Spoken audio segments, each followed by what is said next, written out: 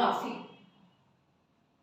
एक कला है, एक आर्ट है। स्टेनोग्राफी बहुत बड़े हमारे शब्दों को छोटे छोटे सिंबल्स में लिखने की, शॉर्ट करके लिखने की एक कला है। और आर्टिस्ट कोई भी हो वो छोटा नहीं होता।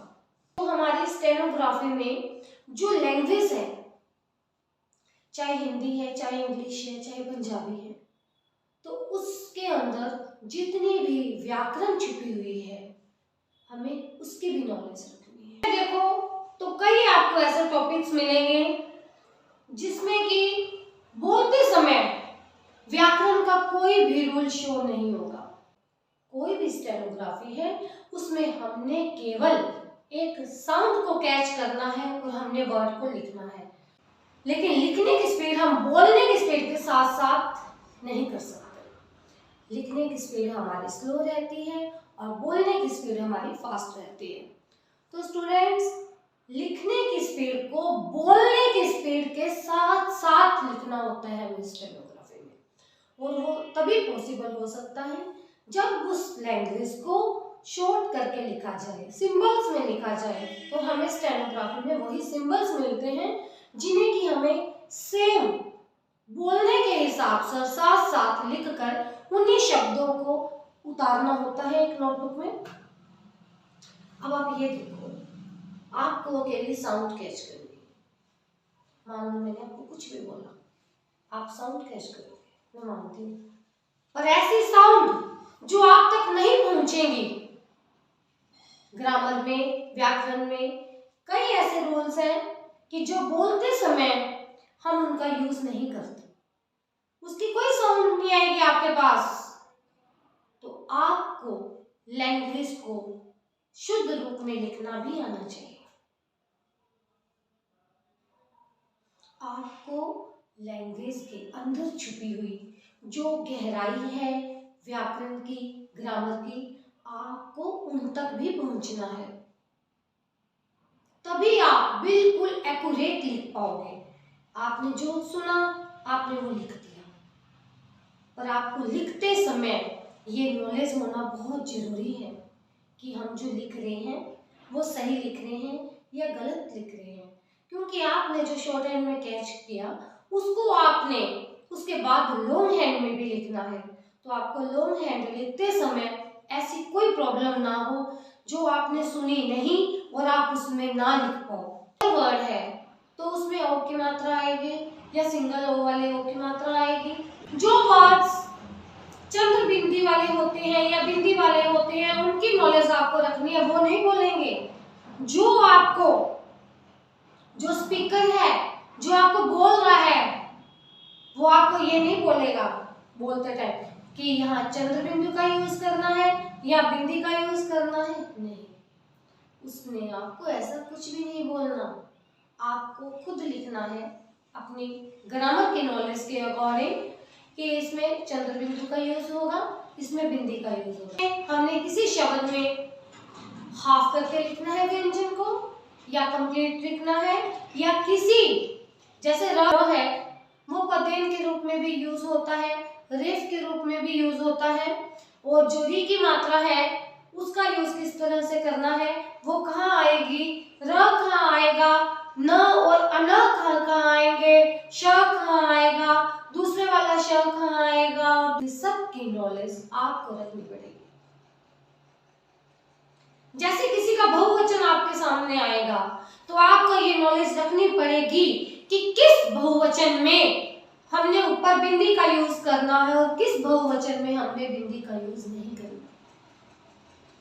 आपको ये नॉलेज रखनी पड़ेगी कि बहुवचन में कहाँ हमने चंद्र बिंदु का यूज करना है, वो आपको नहीं बोलेंगे। स्टूडेंट्स, इन गहराइयों को आपने एक कलाकार की तरह बिना सुने अपने लिखना है उस पेज में। हम इंग्लिश स्टेनोग्राफी सीखना चाहते हैं तो आपको ये चीजें ध्यान में रखनी पड़ेंगी कि हमें स्टेनो सीखने के साथ साथ जो हमारी इंग्लिश लैंग्वेज का बेस है उसे नहीं छोड़ना। उसका एक रीजन है, स्टेनोग्राफी के अंदर हमने ओनली साउंड को कैच करना है, और उसे लिखना है। पर आप मुझे एक बात बताओ, ऐसी साउंड जो आप तक नहीं पहुंची तो उसे कैसे लिखोगे? आप उस साउंड को जो आप तक नहीं पहुंच रही उसे तभी लिख पाओगे जब आपको उसका लैंग्वेज का पूरा बेस पता होगा कि एस ने कब स की साउंड देनी है, कब ज की साउंड देनी है, सी ने कब स की देनी है, कब क की साउंड देनी है। अब साइलेंट वर्ड्स है, मैंने आपको बोला ओनेस्ट, ये छोटे छोटे वर्ड्स हैं, मैं मानती हूँ इनकी हमें नॉलेज होती है इन वर्ड्स की, बट ये ओनली एग्जाम्पल के लिए मैं आपको बता रही हूँ। जो आपके एग्जाम में वर्ड्स आएंगे वो इतने छोटे छोटे नहीं आएंगे, वो बहुत बड़े बड़े वर्ड्स आएंगे। लेकिन ये सिर्फ एक एग्जाम्पल के लिए बता रही हूँ कि स्टेनोग्राफी में हमने क्या करना होता है।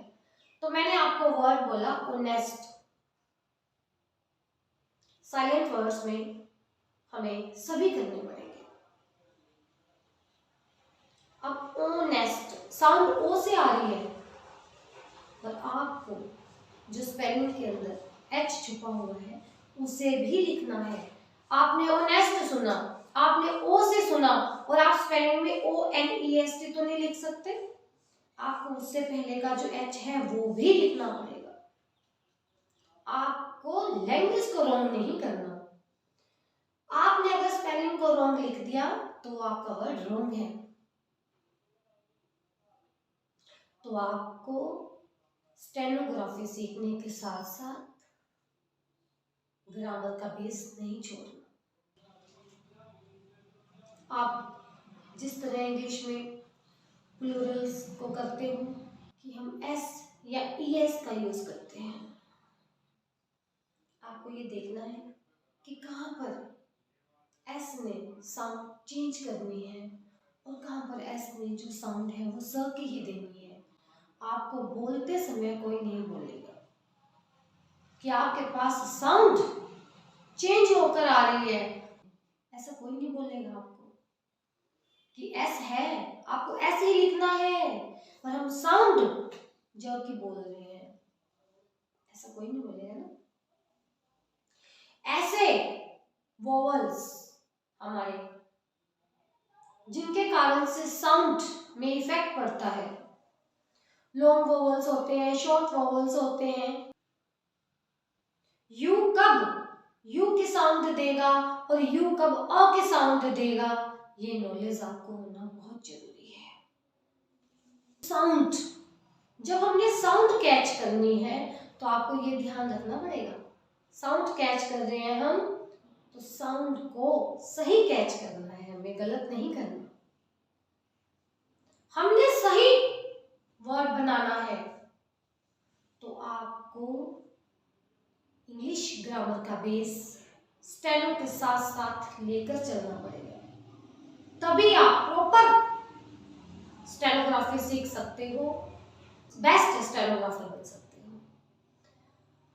तो stenography is an art of writing in short hand.